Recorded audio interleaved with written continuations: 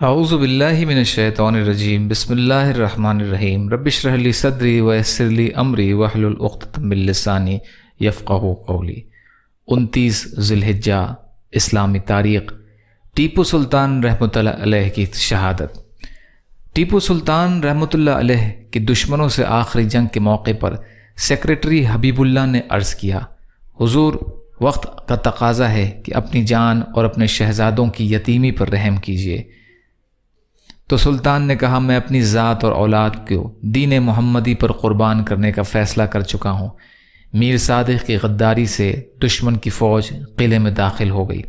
بادشاہ نے کھانے کا لقمہ اٹھایا ہی تھا کہ اپنے وفادار فوجی عبدالغفار کی شہادت کی خبر سن کر فرمایا، ہم بھی اب کچھ دیر کے مہمان ہیں۔ یہ کہہ کر میدان جنگ میں کود پڑے اور کافی دیر تک لڑتے رہے، یہاں تک کہ قلعے پر دشمنوں کا قبضہ ہو گیا۔ چنانچہ ان کے غدار خادم راجہ خان نے کہا، حضور اپنی جان کی حفاظت کے لیے اپنے آپ کو دشمن کے حوالے کر دو۔ تو جلال میں آ کر کہا، میرے نزدیک شیر کی ایک دن کی زندگی گیدڑ کی 100 سالہ زندگی سے بہتر ہے۔ جسم پر کئی گولی لگنے کے باوجود شام تک لڑتے رہے۔ ایک غدار کا ٹیپو سلطان کی طرف اشارہ کر کے دشمنوں کے افسر کو خبردار کرنا تھا کہ چاروں طرف سے گولیوں کی بارش ہونے لگی اور سینے پر گولی لگتے ہی وہ زمین پر گر گئے۔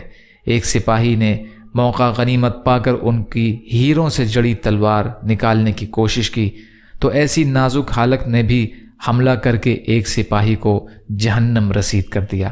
پھر سر پر گولی لگنے کی وجہ سے 4 مئی سن 1799 عیسوی کو جامِ شہادت نوش فرمایا۔ اگلے دن شاہی اعزاز کے ساتھ اپنے والد حیدر علی کے پہلو میں دفن کر دیے گئے۔ اللہ کی قدرت۔ ہوا میں آواز۔ ہوا انسانی زندگی کے لیے ضروری ہے، اس کے بغیر کوئی بھی جاندار زندہ نہیں رہ سکتا۔ ہوا ہی کی مدد سے ہم ایک دوسرے کی آواز سنتے ہیں۔ چاند پر ہوا نہ ہونے کی وجہ سے آواز نہیں سنی جا سکتی۔ ہوا میں لہریں ہوتی ہیں، یہ آواز کی لہریں فضا میں پھیل کر کانوں کے پردے سے ٹکراتی ہیں، جس سے کان کے پردے کی پتلی جھلی پر تھر تھرانے لگتی ہے۔ وہ فوراً دماغ کو اس کی خبر دیتی ہے۔ ہوا ہی کی مدد سے آواز 5 سیکنڈ میں 1 میل کی رفتار سے دوڑتی ہے۔ جب ریڈیو اور وائرلیس کے ذریعے آواز کو ریڈیائی لہروں میں بدل دی جائے تو وہ آواز سورج کی روشنی کی رفتار یعنی 1,86,000 میل فی سیکنڈ کے حساب سے دور دور تک پہنچ جاتی ہے۔ یہ سب اللہ کی قدرت کی ایک نشانی ہے۔ ایک فرض کے بارے میں، والدین کے ساتھ اچھا برتاؤ کرنا۔ قرآن میں اللہ تعالیٰ فرماتا ہے، تیرے رب نے حکم دے دیا کہ تم اس کے علاوہ کسی کی عبادت مت کرو اور اپنے ماں باپ کے ساتھ اچھا برتاؤ کیا کرو۔ سورہ بنی اسرائیل کی آیت کا ترجمہ۔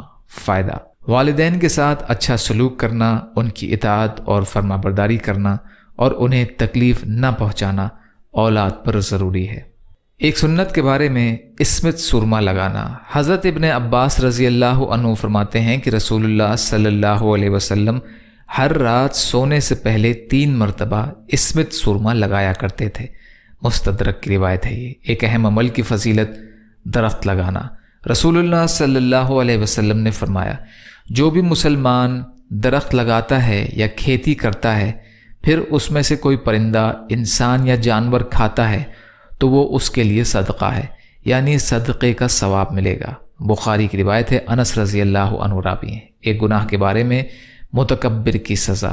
رسول اللہ صلی اللہ علیہ وسلم نے فرمایا، قیامت کے دن تکبر کرنے والے چیٹیوں کے برابر جسموں میں اٹھائے جائیں گے۔